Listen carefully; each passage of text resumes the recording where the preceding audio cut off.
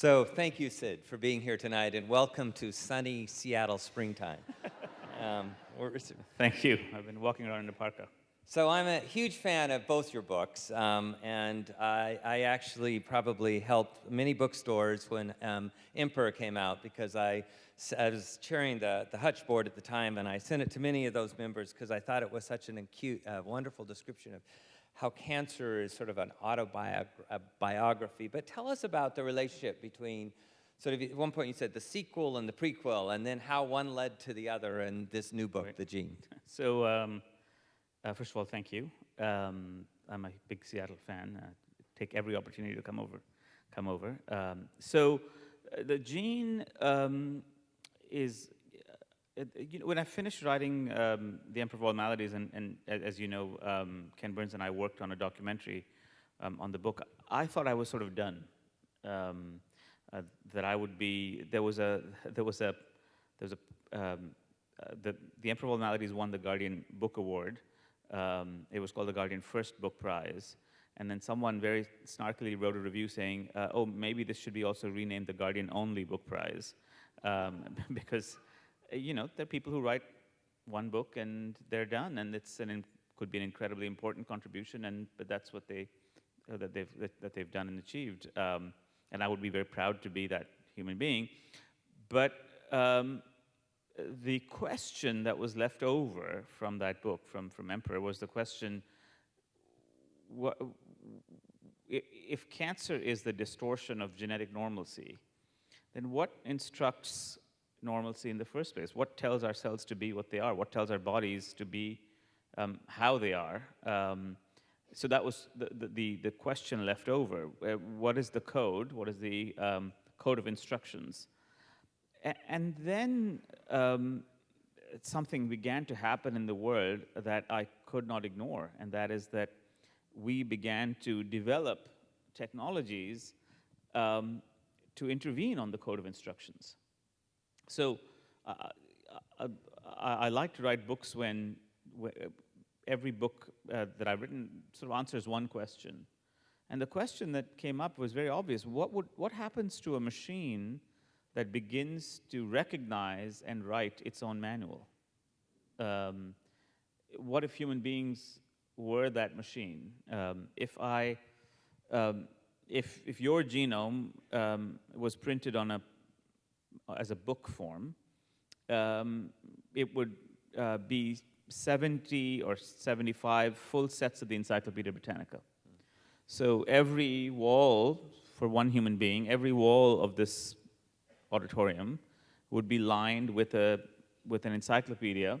And if you went to set 45, volume 17, page 342, it would say ACT, GC, TT, GCC, and so forth, right? So, and that would be, but what's astonishing to me, so it remains largely inscrutable to human beings, but obviously, the first cell in your body knows how to build you out of that instructions. And consider that for a moment. It's, of course, it's an incredible idea. Now, that is not to say that genes are the only ways that we ultimately make up our forms and functions and identities. Genes intersect with environments, genes intersect with chance.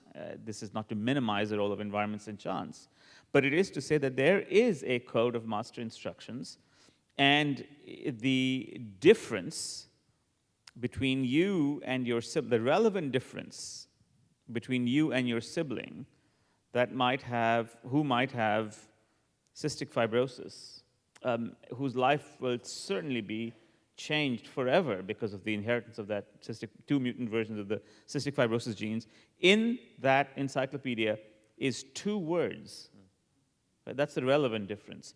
The relevant difference between you and someone, a sibling, who happens to have inherited in that family the mutated version of the Huntington's disease gene, that will certainly cause a lethal neurodegenerative disease in that sibling, say, the relevant difference is 1 page of that volume of encyclopedias. And what if what if we began to change the information? What if we began to, number one, read the information? We'll talk a little bit about that. What if we began to read that information? And what if we began to write that information? What if I began to develop technologies that could say, go to page 347 in volume 36, erase one word and change it for another word? Well, that word could be the mutant BRCA1 gene that would set up your family for a increased propensity for breast cancer. And that's maybe a wonderful thing. Maybe this is one wonderful thing about the promise of these new technologies.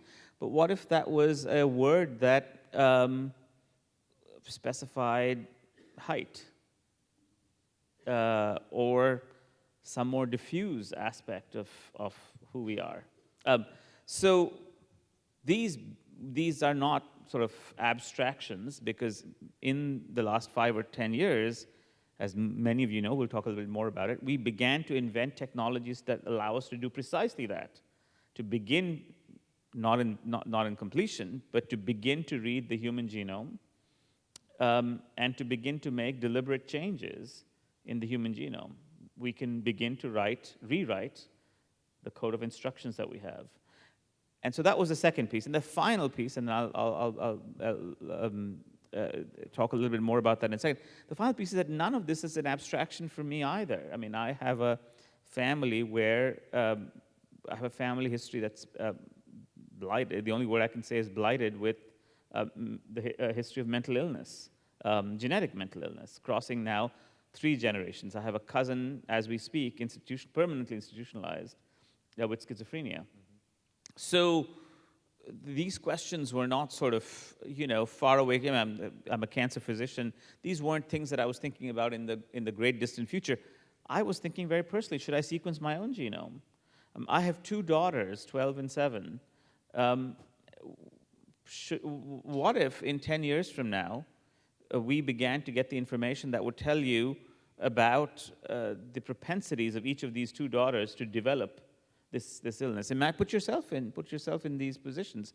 What if you had 2 children and you began to obtain the information that would tell you about their future propensities? What if one of the children were to have that propensity, both of them perfectly well, but you knew that only one of them would develop with a 10% certainty, small certainty, if you knew that one of them had a heightened risk for developing a mental illness?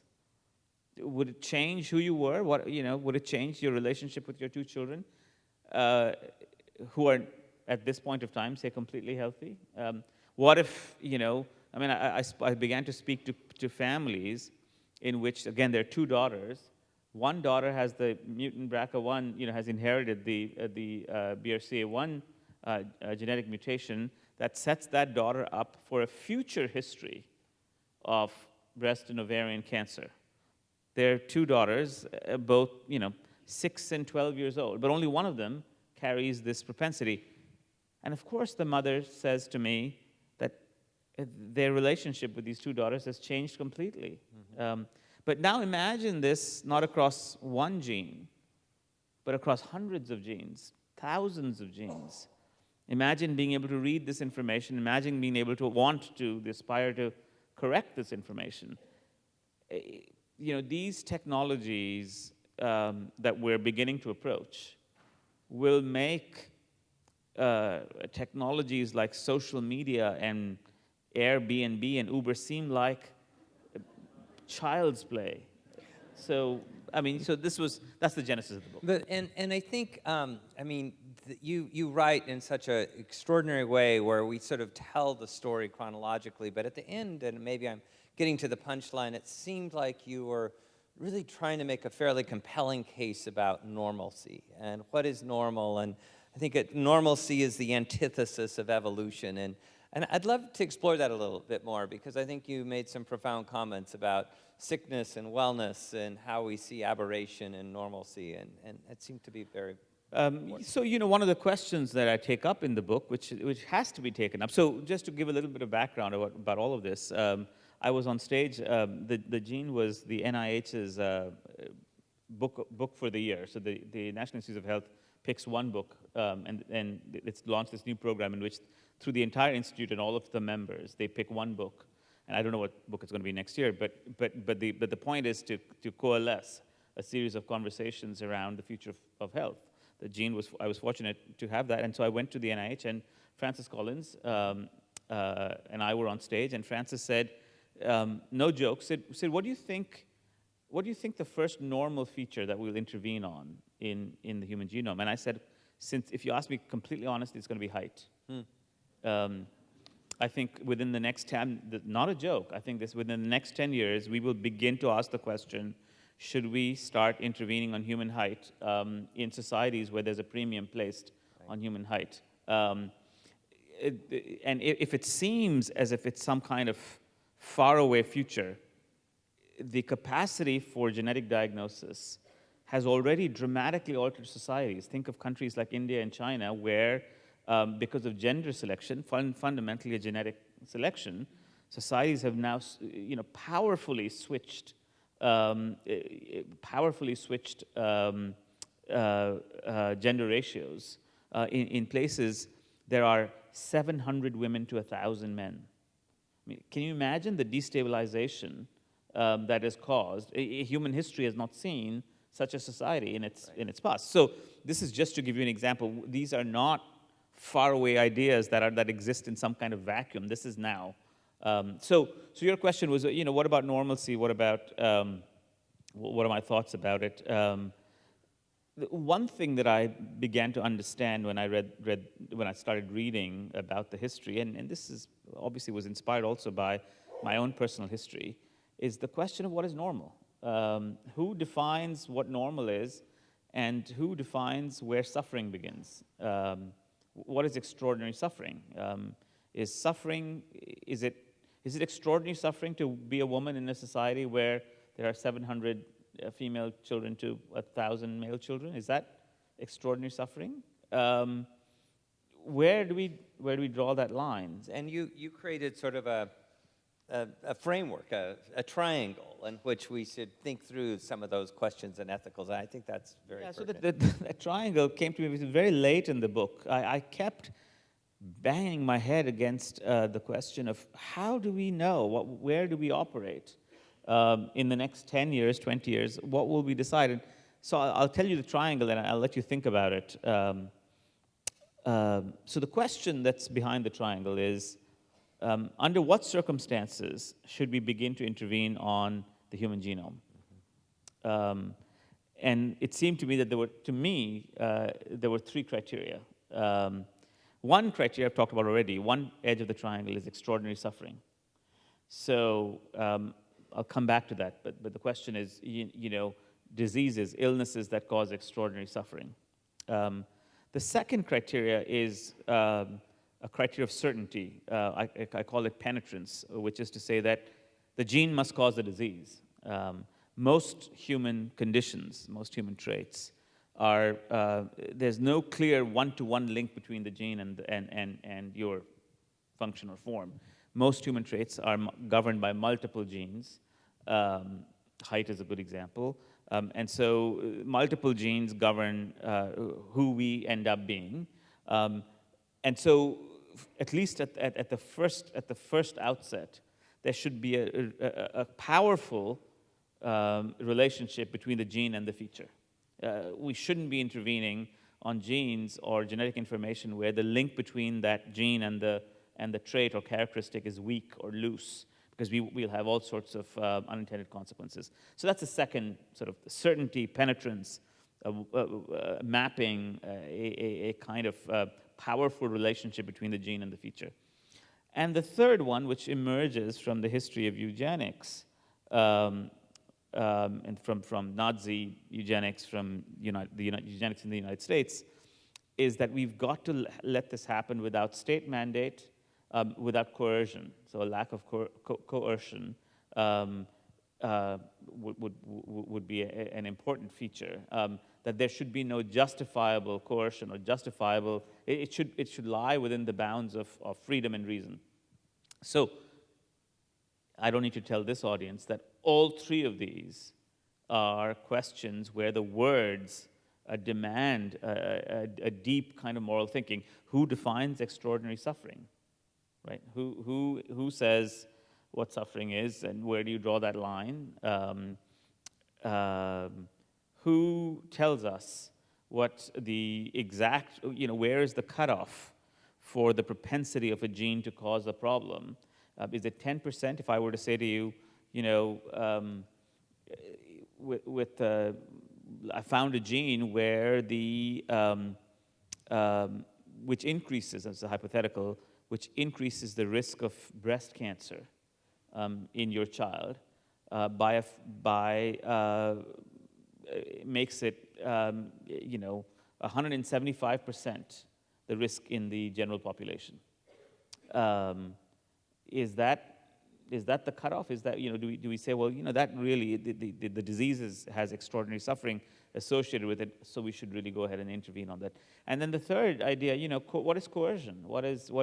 Where do we draw? How do we understand societies which, is what's true in the United States that's true in China? Are they different metrics? So, and I mean, to that point, I think it was fascinating and sort of wonderful that you dedicated at least the book to your mother and to Carrie Buck, and both. That might be an interesting framing. I mean, why those two women? My grandmother and Carrie Buck. Oh. Well, so Carrie Buck, and many of you know, was a woman in the United States who was diagnosed, falsely it turned out, with genetic imbecility.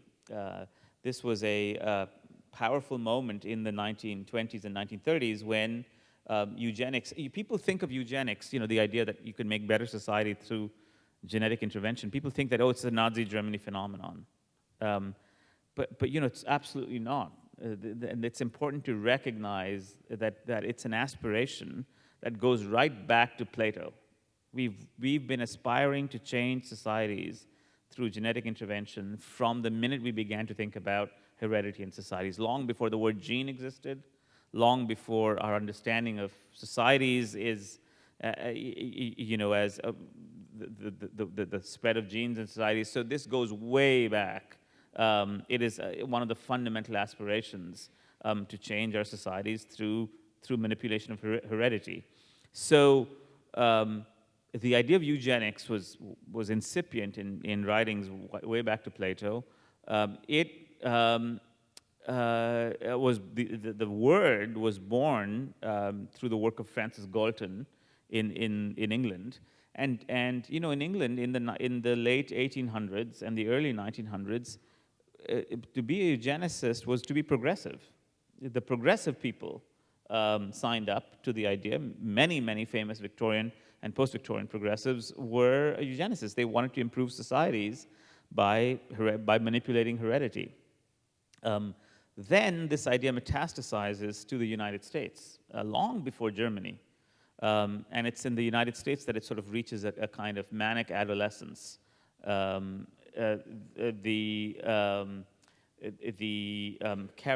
idea that there are better babies contests around the United States. Films are made which are shown to audience of 600-700 people, which urge you to get your family history tested and purge potentially your family of mental illness, epilepsy. Things like this, imbecility. So Carrie Buck is caught in this dragnet because social reformers want to eliminate imbecility. So her mother is caught in the dragnet first, and she's sent off to a colony.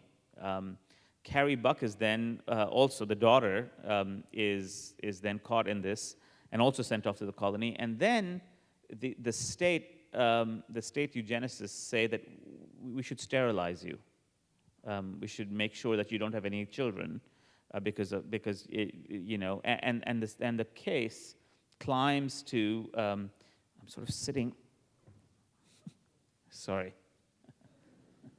The case climbs to the Supreme Court, and Oliver Wendell Holmes, the supposed judicial moderate opines that 3 generations of imbeciles is enough. That word enough according to whom? Enough where? Enough for whom? But nonetheless, Carrie Buck is sterilized to eliminate this genetic blight of imbecility.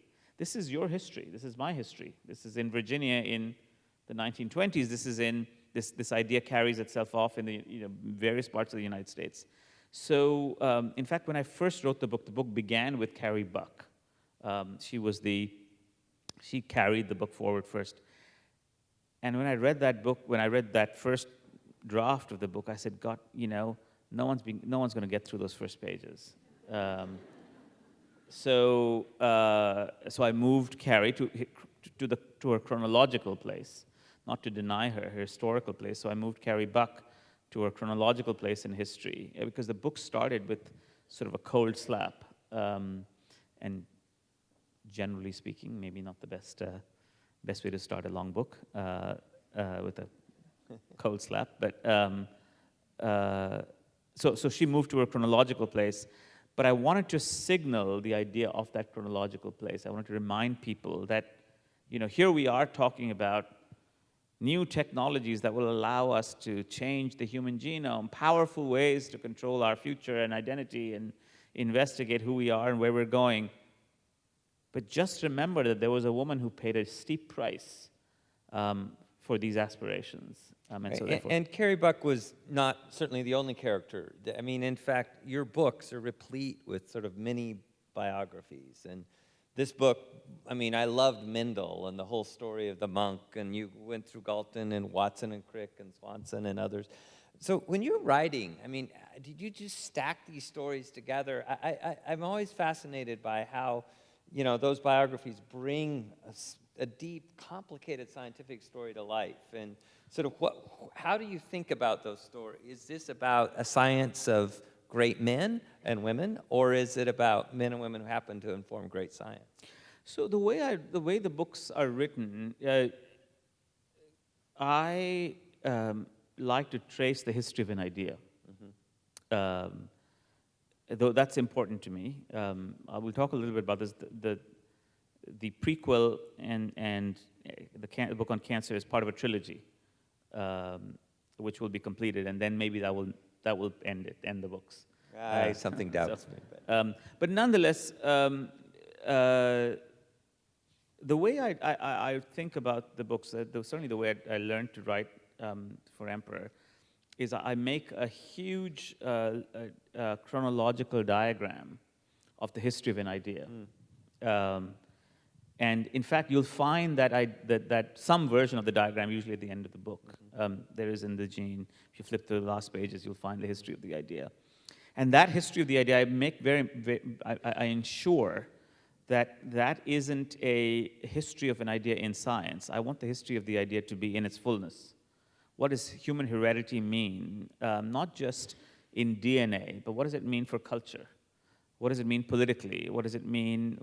How does Nazism itself have to do with what does it have to do with this moment? What does when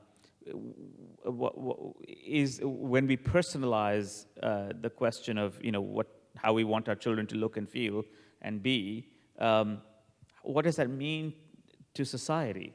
Those are questions. So I make a huge linear map of that question, and that's the main work of the book: selecting and removing those moments, saying that's important, but that's not important enough. Obviously, these are complicated choices. Then comes the matter of taking that skeleton and making it into something readable. And the only way that it becomes readable is to find human beings who carry the story forward. So what I do then is that I take that entire story and then make a decision at every juncture of the story. Who's going to tell the story?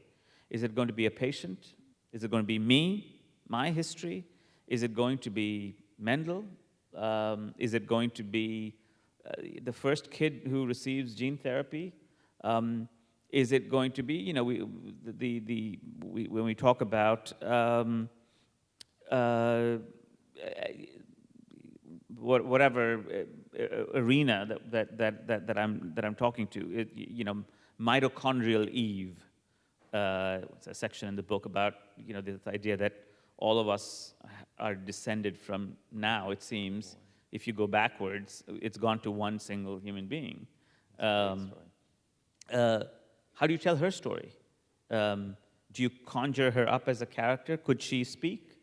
That's a decision you need to make. But then, will that detract from who we want? Should she be left more as an abstraction, more as a evocation? So in this book, do you have a favorite? A character that's like, oh, I got to tell this. I mean, kind of fall in love with yourself.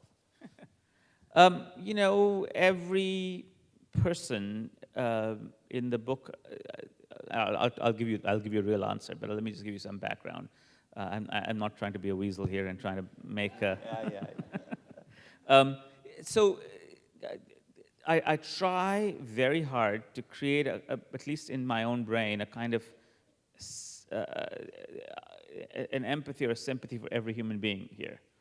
The person who's driving the gene therapy trials and makes a terrible mistake, the physician, the doctors who make a terrible mistake, because they really do they screw it up in the first instance.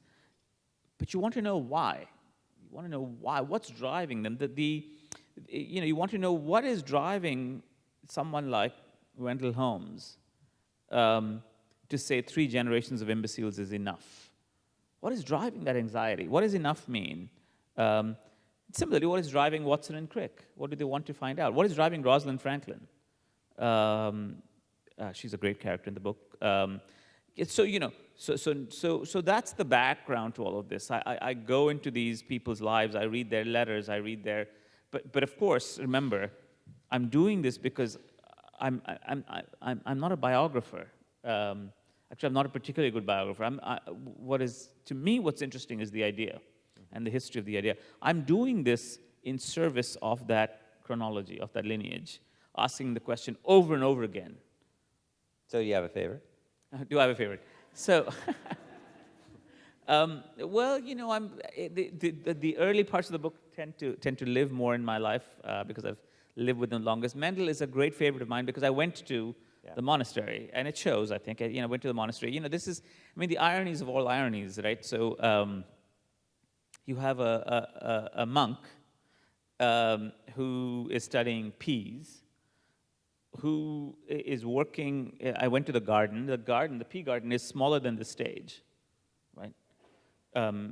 From that place emanates the revolution in genetics, biotechnology, medicine, the future of medicine from a plot of land which is smaller than the stage. It's an astonishing phenomenon. And what about, so you're a doctor and a researcher and a writer, and knew a lot about this coming into the book, and it took you what, 5.5 years, I think I read, to write this. Big surprises when you didn't really think, you thought you knew it, and then suddenly you were surprised as you did. Well, Mendel himself is a big surprise. He's a complex thinker, obviously, and he's sort of lost in the shadows. We think of him as some kind of, but his anxieties are interesting. He wants to, he fails his exam. So this is, it should reassure us. He fails his exam, most importantly in biology, and also in geology. Geology has taught him that the Earth is not static. That there are things things have happened in the past that will eventually, there's a reason that there's a gorge here, because the river has cut into the rock, not because God decided that there would be a gorge here. It's because a natural process has occurred over time that has allowed this thing to cut into the rock. So Mendel is an interesting character because he fails all of these exams. But what's very beautiful about him, and you read him when you read him, what's beautiful about him is that he's a very tender experimentalist. He just wants to. He has a small question, And from this small question spins out, like this crazy tornado, this idea, which of course he doesn't fully understand. In fact, Mendel dies without, it's one of the papers that's barely read. There's a quote which says that Mendel's paper generated the most astonishing 3 decades of silence in the history of science. Great. No one reads him. Yeah, that's great. So here in Seattle, just a couple more questions from me, and then I'll ask the audience. But here in Seattle, and certainly in the work that Pat does, we think a lot about global health, and particularly how do we make sure health reaches the poorest and most vulnerable people in the world. And sometimes when I think about sort of the work in gene and genetic, we're really at a place where it's sort of not focused on the poorest and most vulnerable people. How do we make that match work, and when will that happen? Well, so we were talking a little bit in the back. The idea that genes, genomes, etc., are things that are happening in some kind of isolated community of the wealthy is soon going to be no longer true. Vaccines. We've been making vaccines using genetic technologies now for several years. Right. It's no longer, and that's opened up an enormous arena in vaccination. I gave another example. As we speak, we're learning to manipulate the biosphere. This month, maybe next month, there will be the initial phases of 2 experiments to manipulate insects, mosquitoes, thereby trying to create genetically modified. People have already created them, but within our lifetime, we'll see the release of genetically modified mosquitoes that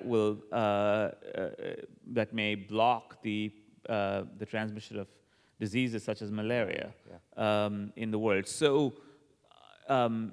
And of course, gender selection is in fact a phenomenon very much part of the developing world. So this is not technology that is sitting in some kind of silo in the laboratories of Seattle and San Francisco and New York. This is already spread into the world.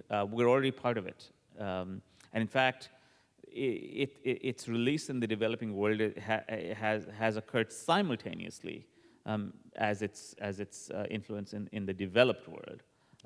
And so a good chunk of the book, in fact, almost a third, is sort of dedicated toward the future. I mean, and which, again, from a sort of a biographical point of view, is quite interesting that you've. Well, so thank you for pointing this out, because I mean, people say this is a gene was a different book to write. It's an odd book because it's front-loaded. Mm-hmm.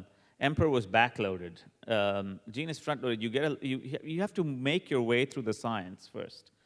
And I only say this because if you want to participate, and you have to participate in the debate of who gets to control these instructions, you have to know the vocabulary. You have to know that piece of history. You need to know the Nazi eugenics. You need to know DNA. You need to know what all of these words mean. You need to know the word CRISPR. You need to know the word, you need to know why these technologies are relevant, what genome is, what gene sequencing is.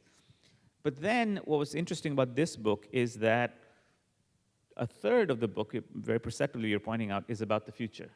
So I implore people who read this book, get the vocabulary, but then read the section. The section on race, for instance. How do we know that we have races? What does it mean if I would tell you that, in fact, the genetic distinction between two human beings from Africa is greater than a human being from one part of Africa and a supposedly white person? If there's no, the genome is providing a radical platform for equality. We can't debate that platform, right? But if we don't know the vocabulary, if we don't know the words, if we don't know the facts in this post-fact universe, you will be misled. You will use the word race incorrectly, and others will come and manipulate that word, just like you manipulated the word gene or imbecile, and they will convince you of wrong things. There is the genome it provides us, the human genome provides us with a profound and radical idea of equality. We're a young species. We're very young. There's not so many differences between us, and we can discover those differences, and we have to figure out what it means to categorize those differences. And are you, I mean, one thing that worries me is, we can talk about the conference that set up the sort of on recombinant DNA and how do we put a moratorium on certain experimentation, but the fact is we live in a world where, you mentioned China is already going off and doing certain things, and other people are going to take advantage of these various rules. How confident are you that we're going to, as a species, actually put rules around this stuff? Well, I think we'll have to put rules around it. I think people, the idea that this is a free-for-all is going to be a problem. But the question is, the rules will be different for different people, and we have to come to some kind of consensus. Because you cannot have a society in which, in China, you're allowed to intervene on certain kinds of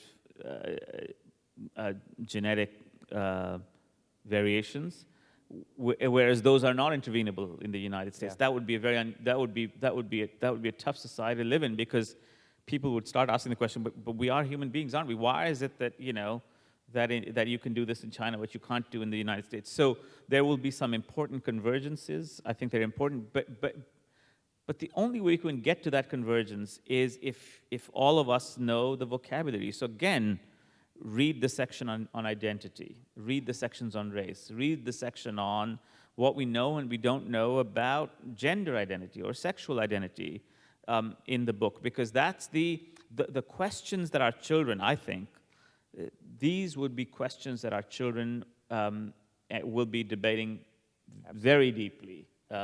Should we open up the box of genetically modified organisms where we don't exactly know what to do about how to contain them? Sure. I mean, let's be open about that conversation. We have hunger to solve. We have malaria to solve. So it's you can't be nihilistic and say it's all bad. That genetic stuff is all bad. We've been manipulating, human beings have been manipulating genes forever. We just have now acquired a really unprecedented power to inspect and to survey and to manipulate genes. And you point out repeatedly that we're at the very beginning of that power. That's right. Too, yeah. And so let's open it up to questions. I think people know to come forward and state your name. Please make the questions questions. Or I'll make them questions. Yeah. Hello, thank you for coming. My name is Welby Cox. I'm an oncology, hematology doctor, educated here at the Hutch and the UW. When you started talking about intervening to help prevent suffering, most of the patients I see or have seen in my life are oncology patients. The ones that I've seen that I'm so impressed by their suffering have been sickle cell patients. And that's a disease we know how to diagnose, we know the genetics. Could you speak a little bit about, is there intervention going on trying to cure sickle cell disease at the genetic level? So it's an important question. So sickle cell disease, very important example. So sickle cell disease, I think, is likely to be one of the very first diseases that we tackle genetically. So as you know very well, so I'm a hematologist as well. I've spent my lifetime in the wards in New York City and in Boston, and every time, virtually every night, there would be a young man or a young woman with a sickle cell pain crisis. And as you know, the consequences, ripple out in so many different ways. The psychological consequences of having a disease as a child, the narcotic, often the pain control is so complicated. So what if we just went inside in blood stem cells and switched that, to change that that genetic variation? And in fact, as you know, those are one of the first things that is highest on the list of the trials that are going on right now. It would be surprising to me if we don't have a solution to this within the next 10 odd years. So to replace stem cells of sickle cell patients and correct the genetic mutations. Now, the one thing that I remind people is that, and as you know very well, there's a twist to the story. The twist to the story is that we think, and there's some evidence now, has accumulated over many years, that sickle cell genetic variation emerged as a resistance mechanism for malaria. So that's just a reminder that that in human history, in human evolution, things that become disease in one context can have very different. It's a complex. What I'm trying to describe is a complex idea. Read about it in the book and other places. But of course, it reminds us that grasping the horns of evolution and changing genetic information in humans is great for people who suffer from awful diseases. But there's an evolutionary history that's carried in that disease itself. Sometimes, not always. It's a very nonlinear. It's a very nonlinear process. Yes, sir. Yes, Doctor, my name is Victor Swan, and thank you for your book. It's just extremely readable, enlightening, and thought-provoking. Oh, thank you. My question is, looking at the broad sweep of evolution and the genome, are things really happening really quickly now with things like CRISPR and Cas9, and could you speak to that at all? Yeah, so the question has to do with CRISPR and Cas9. I usually take a step back from this and say CRISPR and Cas9 are just two examples. They're related systems, but it's just one example of a system or of a series of ways that we beginning to intervene on genomes. We're learning more about. My own laboratory started using this in cancer about 4 years ago, and I was astonished at how easy it is to use. We're just beginning. So CRISPR and Cas9 refer to technologies, and you can read about them in the book. They refer to technologies that allow us to make intentional, deliberate edits in genomes, including the human genome. Just to remind us, that was very difficult years ago, 5 years ago, 10 years ago. You could make mutations, but you couldn't tell a mutation, you couldn't tell a cosmic ray, go and change just the BRCA1 gene and revert the BRCA1 mutation to its wild-type variation. You couldn't tell a cosmic ray or an X-ray to do that. Through a kind of peculiar, and I describe it, through a kind of peculiar wormhole in biology, we've suddenly landed on technologies that allow us to do exactly what I just said. Go into page 347 and erase a word on page 347 and potentially change it to a different word. Very early days in all of this, but of course you can understand what the power of of those technologies can and will be. So. There are some unexpected surprises. In fact, I'm going to hear about it tomorrow from someone, but some unexpected surprises. But things are moving right along with these technologies. The final piece I'll remind you of is that, as I said, this is a suite of technologies. We're also synthesizing, scientists are synthesizing as we speak, longer and longer and longer pieces of DNA, and ultimately they'll be synthesizing chromosome sizes pieces of DNA. So in other words, we will be making synthetic human chromosomes. If we start doing that, then we can write anything. You can write your name into your, in some codified form, into your own genome, and ensure that it will be carried forever into your children and your grandchildren and your great-grandchildren. So, again, not to trivialize this idea, synthetic DNA, CRISPR, all of this stuff. We will see this happening in our lifetimes. Learn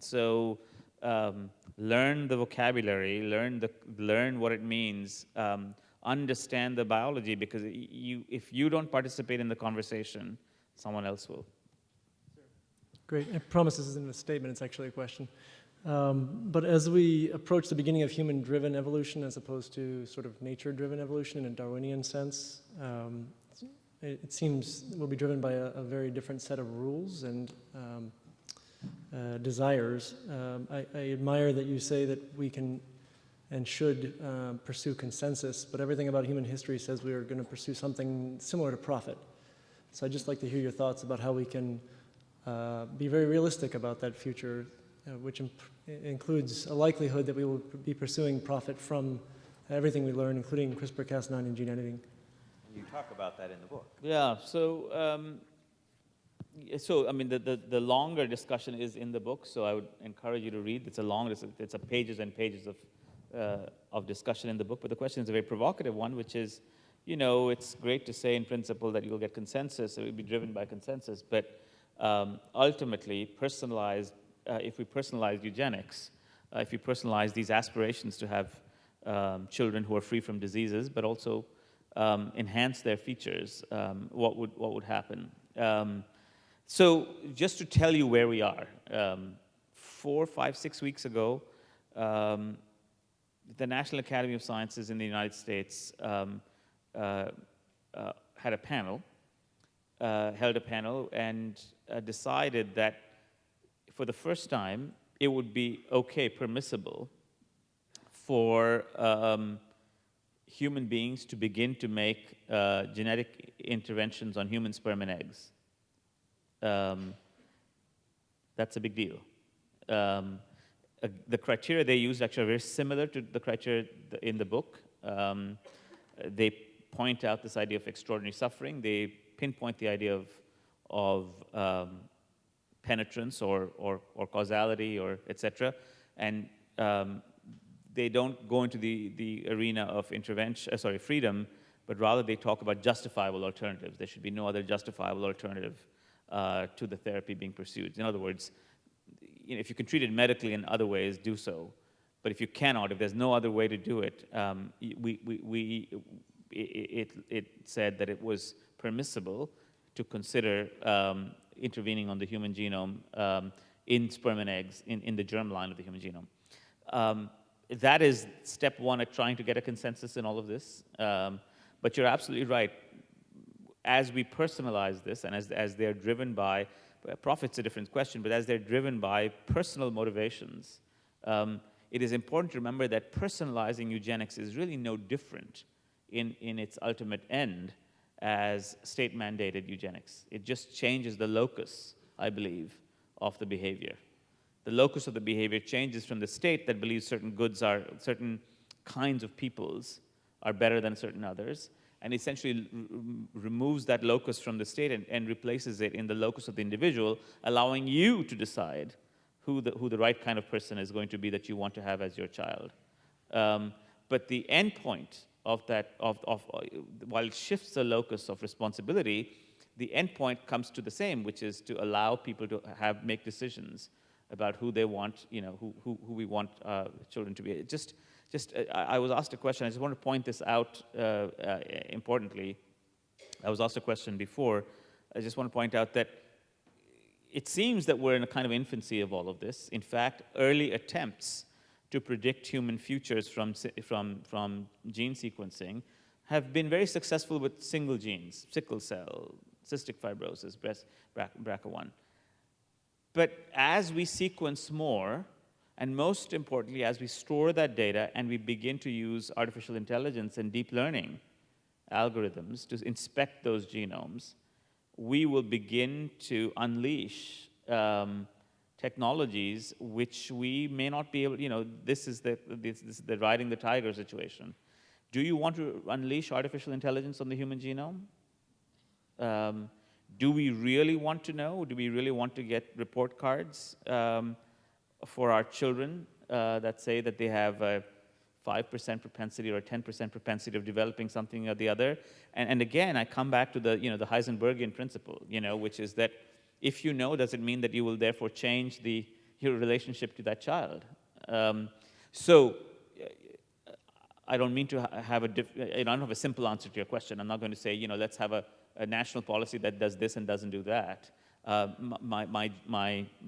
point that I raise in the book is that I raise the considerations that are important in this arena, and I remind people that personalizing eugenics it just shifts the locus, but it doesn't shift the responsibility. Hi, so I'm Kea.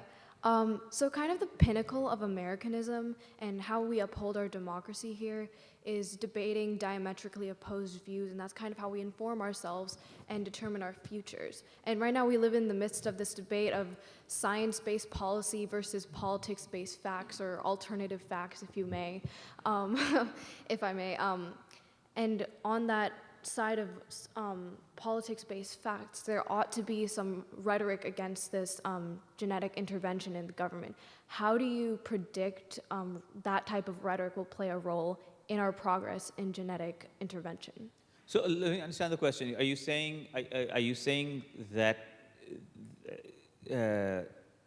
that the rhetoric against genetic-based intervention and the rhetoric for genetic-based intervention should have a platform? I don't understand what you're trying to get to. I was just wondering, because we live in the midst of a debate where science is controversy, how do you think that type of rhetoric will influence this movement? But so part of the answer is, again, if you want to correct the tide of the post-fact generation, you have to learn the facts, and we have to learn the facts. If we don't learn the facts, we will be only victims of the post-fact generation because we won't know what the facts are. So part of the correction, I think, is to take a step away from the heated and often factually incorrect swirl of news, and ask the question: what do we know? What don't we know? And again, I'll remind you. I mean, there are chapters upon chapters on things like race, things like what we know and don't know about our identity, what we know and don't know about how much things are determined and not determined in our genomes. So this is just to say that I think in the post-fact universe, it only behooves us more to read more science, to learn more science. Science is a conversation which ultimately, the good thing about it is that it retains the capacity to disprove itself. To say it's okay, we can be proved wrong. We have criteria by which we judge whether we're wrong or right. That is a very beautiful thing, and should not be that idea that you carry within yourself, within your discipline, the capacity to say, you're right, I was absolutely wrong about this, is a very beautiful thing. And to degenerate that by claiming rightness all the time, by claiming the right to be right all the time, it does an enormous disservice to this thing that we've been building for 600, 700, 800 years. It's a terrible thing. So I feel badly and I feel sorry for a culture where the capacity to be disproved has become a liability. It's a terrible thing. Anyway, that's my 2 bits about it. Hi, my name is Glennis Kirkmeyer, and in listening to some of the ethical questions you're bringing up, it seems to me that many, if not most of them, are irrelevant if abortion isn't an option. Because who cares if you know that your kids have higher risks if you're forced to bring every single fertilized egg as far as it will go. So first, what is your reaction to that? And second, why do you avoid using the word abortion itself? I don't avoid using the word. I think the point about this is that, in fact, genetic. I think the technologies are actually obviating the need to abort fetuses. The genetic pre-implantation diagnosis, you can call it what it is. I mean, I can tell you, I can describe it mechanically. It is the capacity to decipher genetic information from an embryo or potentially from an egg before it even is fertilized. So for the longest time, the only known method of genetic intervention was, in fact, abortion. And in fact, as you very well know, syndromes like Down syndrome and other genetic aberrations were, in fact, I discuss it at length in the book. What's happened with pre-implantation genetic diagnosis is that it's changed the focus. You can call it what you will, but I'm just describing the process mechanically to you. And that is the idea that you can sequence genetic information from an embryo and choose not to implant the embryo in the first place. It is not clear to me personally whether it obviates or doesn't obviate the ethical questions around fetuses. But what is clear to me, at least, is that the mechanics are very different from abortion as we understood it in 10, 15, 20 years from now. It seems to me that more and more of the technology will move towards pre-implantation diagnosis and genetic interventions as we move forward into the future. That seems to be the natural history of this process. I think we have time for one more question. So over here. With the rapid development of DNA sequencing and lower cost personal genomic sequencing, where do you see the prospects where at birth each citizen would have to have a full genetic sequence supplied, just as you see a little baby's footprint and fingerprints and blood type? Will this be something that is in our future where there'll be a consistent permanent record of who you are, at least in that genomic book? So, as I said, our first attempts to do this have been small scale, and to me at least, they haven't fulfilled their promise. So the first attempts to do this, to sequence genomes and to determine future risks from it, have been small scale, and they haven't fulfilled their promise in part because we don't know enough about it. Even in diseases like cancer, where with a fundamentally genetic disease, the early trials of using genetic information from your cancer and using that information to direct therapy have been sobering, to say the least. But that is only because, I think, and there are people who differ, that is for several reasons. Number one reason is that genes are not the only players in this. And I talk about this extensively. Genes intersect with environments and chance and triggers to ultimately determine important features of human beings. But number two and number three are important. So that's number one. Those are fundamental constraints on the system. But number two and number three is that so far, we don't have enough information. Imagine if we were to sequence 1 million genomes or 10 million genomes and begin to create a fate map of human beings, asking the question, what is the predictive value in the human genome? How can you predict what your genome says about your future? But not do this in 5 cases, 10 cases, 20, 30, 50 cases. But as the cost of sequencing drops to $100 a person, $10 a person, begin to do this for tens of millions of people. And then the last piece of this is, what if we start, as I said before, unleashing things that are not evident to the human eye, but might be evident to deep learning algorithms on this? What if I began to now unleash that power onto those 10 million pieces of information, start mining that data? And the question I keep asking is, do you want to be in that world? Do you want to live in that world in which you've unleashed the power of deep learning and genetic sequencing on your children?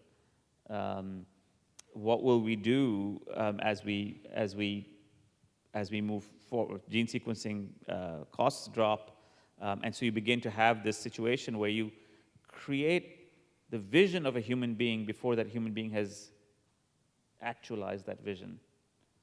I don't need to tell you that that is a dangerous thing. As a physician, I can also tell you that can be a very powerful thing. Who wouldn't like to know, who wouldn't like to predict a heightened risk of cancer, breast cancer, and thereby screen and detect it as early as possible in a selected cohort of patients? Who wouldn't like to do that? But on the other hand, if we start thinking about this more generally, more globally, it seems to me that some of the questions there are deeper and more and provoke more thinking than we even have we haven't digested that idea in its fullness. So whether you are interested in understanding this important vocabulary that all of us need, or whether you're interested in the themes of an amazing chronology and plot line around the science of the gene, or whether you're interested in the ethical dilemmas and challenges, the book is amazing. I encourage you all to read it, and I'd like to ask you to join me in thanking Siddhartha. Thank you so much. Thanks.